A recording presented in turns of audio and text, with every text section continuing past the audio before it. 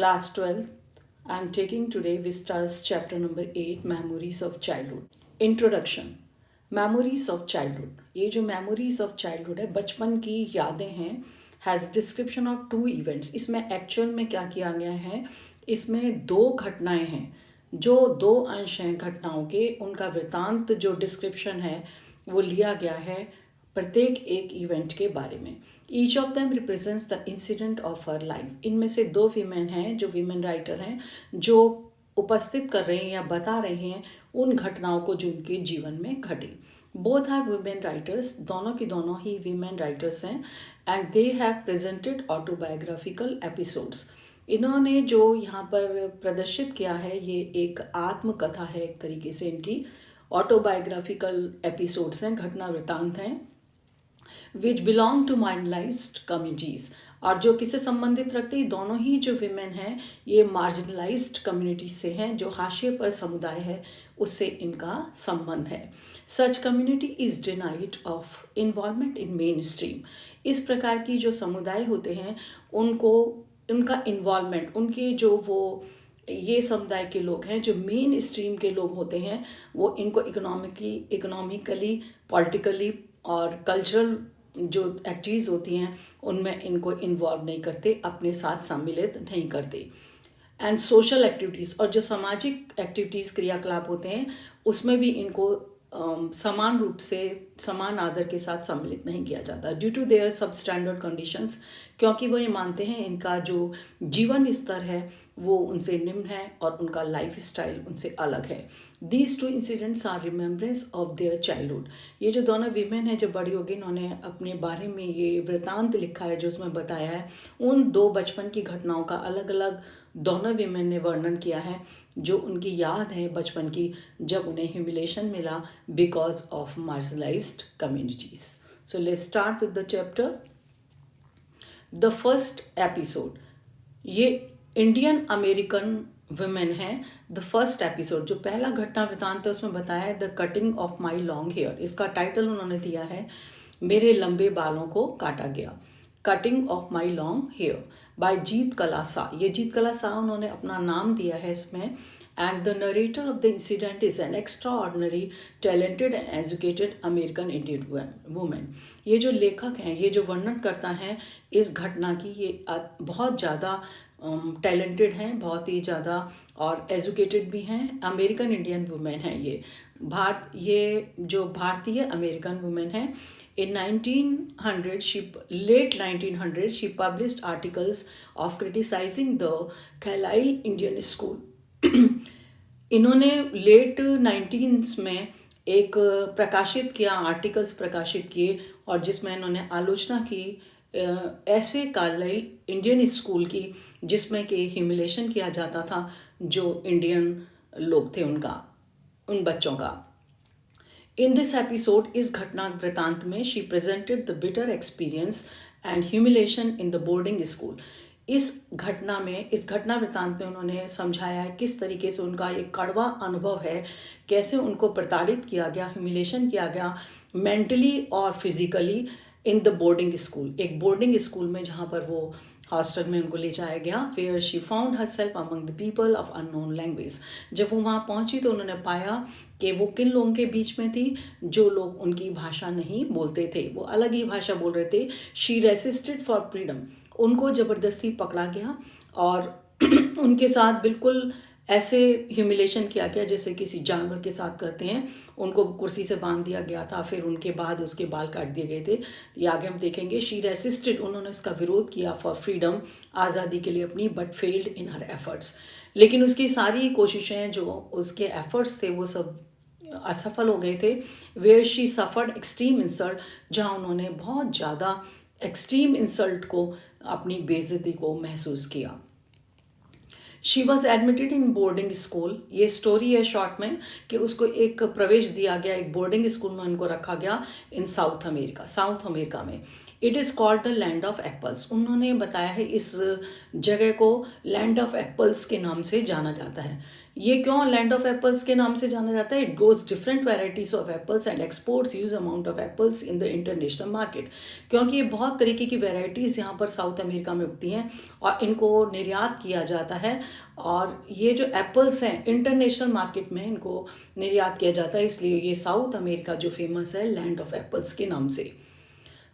They forced her to adopt their rules. जब ये इस बोर्डिंग स्कूल में गई, उन्होंने इन्हें मजबूर किया उनके रूल्स को, उनके नियमों को अडॉप्ट करने के लिए। इसके साथ साथ नियम तो ठीक था, लेकिन उनके कल्चर को भी इनको मतलब उनको बहुत सप्रेस किया गया, और इनके जो संस्कृति थी और जो उनके ट्रेडिशंस थे, उनके रीति रिवाज थे, उनको मानने के लिए मजबूर किया गया। Where the narrator was tied to a chair. उनके साथ बहुत ज़्यादा ह्यूमिलेशन किया गया, जैसे मैंने आपको बताया फिजिकली और मेंटली। उस छोटी बच्ची को क्या किया गया, नरेटर जो बता रहे हैं, जिन्होंने विवरण दिया है इस आपको एक छोटे घटनाक्रम का, टाइड टू ए चेयर, उनको एक चेयर से बांध दिया गया। And her long hair heavy hair had been cut, और जो उनके लंबे और सुंदर भारी बाल थे, अच्छे बाल थे, वो उनको काट दिया गया। लाइक ए कॉवर्ड्स, एक डरपोक की तरीके से। एक्चुअल में यहाँ पे कावर्ड्स क्यों यूज़ किया गया है, उनके जो यहाँ पर इस लॉन्ग हेयर को यदि काटा जाए तो ऐसे मानते थे कि जैसे कि ये कावर्ड्स का मतलब ये लोग डरपोक हैं और इनके बाल काट दिए गए हैं। तो उनके यहाँ ये अच्छा नहीं माना जाता था उनके कल्चर में, लेकिन फिर भी उसको कंपेल किया गया और उसके बालों को काट दिया गया। She moaned for her mother, बच्ची थी छोटी, बहुत ज़ोरों से रोई और वो कराई, उसने अपनी माँ को याद किया और उसको पुकारा, but no one comforted her, लेकिन किसी ने भी उसको सांत्वना नहीं दी। She stated that the treatment was given to her, वो उसने बताया है कि उसके साथ ऐसा व्यवहार किया गया कि जैसे कि if she was one of many little animals, जैसे बहुत सारे एनिमल्स में से, जानवरों में से वो भी एक है, और ड्रिवन बाय हर्डर, और उसको एक गडेरिया हाँक रहा है। मतलब एक जानवर जैसा उसके साथ व्यवहार किया गया।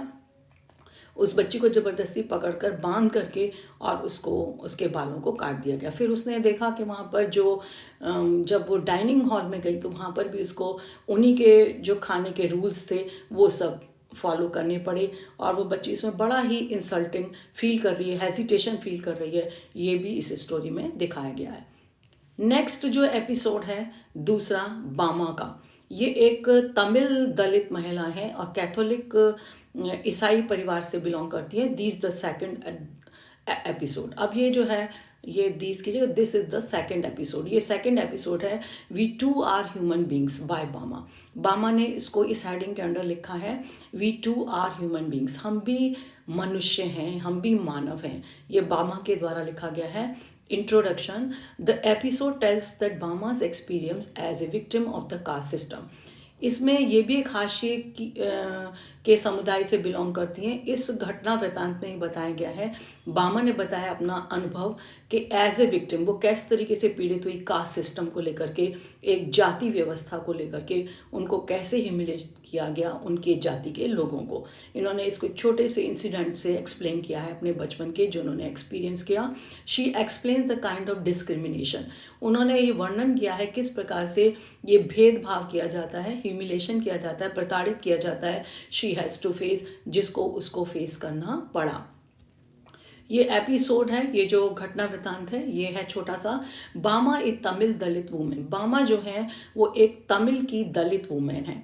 तो इनकी भी कास्ट सिस्टम के पीछे लड़ाई थी। Suffered a stigma of low caste. उन्होंने जो पीड़ित हुई वह किससे, ये एक कलंक था जो उनके ऊपर छोटी जाति में पैदा होने का, जिसके कारण उनको ह्यूमिलेशन उनकी जाति के लोगों को झेलना पड़ता था। शी हैड सीन, वो इसे देख चुकी थी, फेल्ट महसूस कर चुकी थी, एंड एक्सपीरियंस्ड ह्यूमिलेशन, उन्होंने इसको अनुभव भी किया था, इस प्रताड़ना को, on the name of caste, जो जाति के नाम पर किया जाता था। When she was very innocent child, जब वो बहुत छोटी ही बच्ची थी तभी उसने इन चीज़ों को महसूस कर लिया था कि कास्ट को लेकर के उसने वो देख भी चुकी थी, महसूस कर चुकी थी, अनुभव कर चुकी थी कैसे प्रताड़ित किया जाता है इनको, लो कास्ट वाले लोगों को।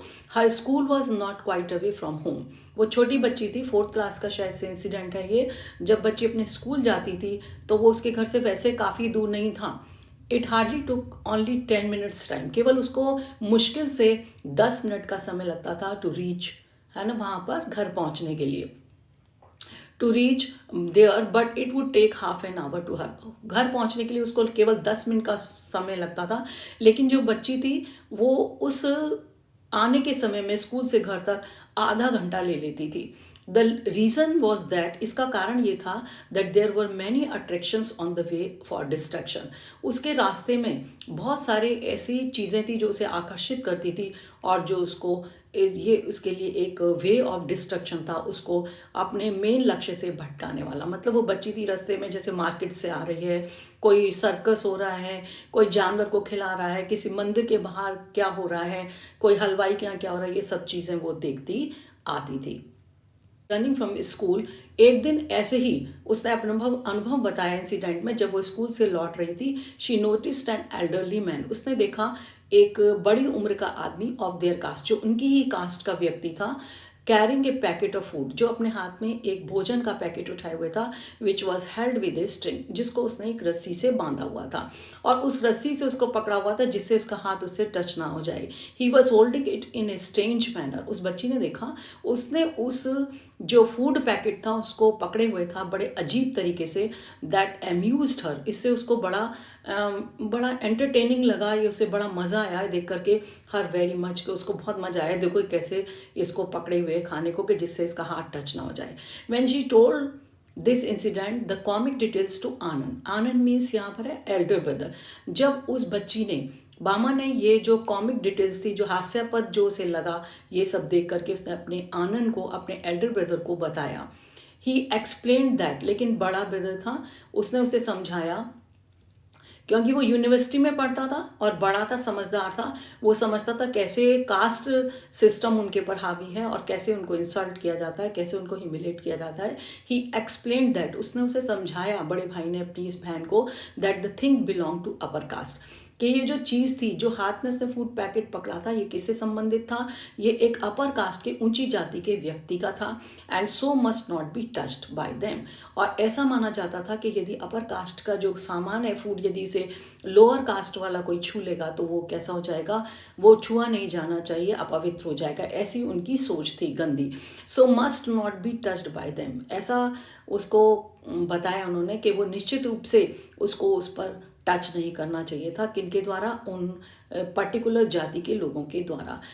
इसीलिए उस व्यक्ति ने, जो उनकी कास्ट का जो एल्डरली मैन था, उसने उस पैकेट को इस तरीके से स्ट्रिंग से पकड़ा हुआ था। She felt that these so called rich were really very poor in humanity, तब उस बच्ची के समझ में आया, उसने महसूस किया कि ये जो सो कॉल्ड रिच हैं, ये जो रिच लोग हैं, या ये अपर कास्ट अपने आप को बोलते हैं, really very poor in humanity, वास्तव में ये बहुत ही एक गरीब हैं, किसमें, मानवता को लेकर के, मतलब इनके अंदर मानवीयता का गुण तो बिल्कुल नहीं है, ये इसमें बहुत ही इनमें कमी है। शी बिकेम रिवोल्टिंग, और उसके अंदर बहुत गुस्सा आया। शी बिकेम एग्रेसिव, बहुत एग्रेसिव हो गई, गुस्सा आ गया। एंड शी बिकेम रिवोल्टिंग, और वो एकदम से इनके लिए विरोध में रिवोल्ट करना चाहती थी। And thought how could they B so inhuman, और उसने सोचा, बच्ची ने, ये ऐसे अमानवीय कैसे हो सकते हैं, एंड रूथलेस कैसे हो सकते हैं। Anand who was an university scholar, जैसे मैंने आपको बताया था, आनंद जो उसका भाई है, यूनिवर्सिटी में पढ़ने वाला था। एक्सप्लेन मतलब बड़ा छात्र है, यूनिवर्सिटी में पढ़ता है। Explain to her they were born into that particular community, उस बच्चे ने, उस भाई ने उसको, आनंद ने बताया कि वो एक पर्टिकुलर, एक खास ऐसे समुदाय में उनका जन्म हुआ है। सो दे कुड अचीव रेस्पेक्ट, वो केवल कैसे सम्मान प्राप्त कर सकते हैं, ओनली थ्रू एजुकेशन, वो अपना स्टैंडर्ड क्या करें, अपनी एजुकेशन को के माध्यम से वो अपने आप को इस समाज में ऊंचा उठा सकते हैं। मतलब एजुकेशन ज़्यादा होगी तो they will get the higher post और they will be respected by the people. और ये उसके भाई ने समझाया, ही इंस्पायर्ड, उसने उसे प्रेरणा दी, how to concentrate only at her studies, उसने कहा तुम इन सब बातों पर ध्यान न दो और केवल कंसंट्रेट, पूरा ध्यान लगाओ किसके पर, अपने अध्ययन पर। And that left a strong impression on her innocent mind, और ये जो बात थी जो उसके आनंद ने उसे समझाई थी, इसने छोड़ा एक स्ट्रॉन्ग इम्प्रेशन, गहरा प्रभाव छोड़ा उस इनोसेंट बच्ची के माइंड पर, दिमाग पर।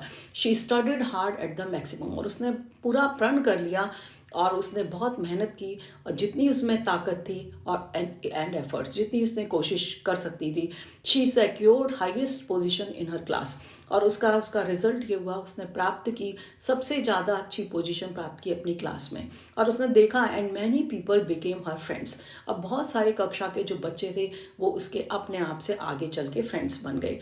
ना it was clear to her, अब ये इस बच्ची को स्पष्ट हो गया था दैट ओनली थ्रू एजुकेशन, केवल शिक्षा के माध्यम से ही वो क्या कर सकती है, this barrier of caste could be broken, इस जो ये बैरियर है, एक रुकावट है कास्ट की, इसको हम तोड़ा जा सकता था। अब इस बच्ची के बात में समझ में आ गई थी। I have given all the answers in subscription. If you like the channel, please subscribe it. Thank you.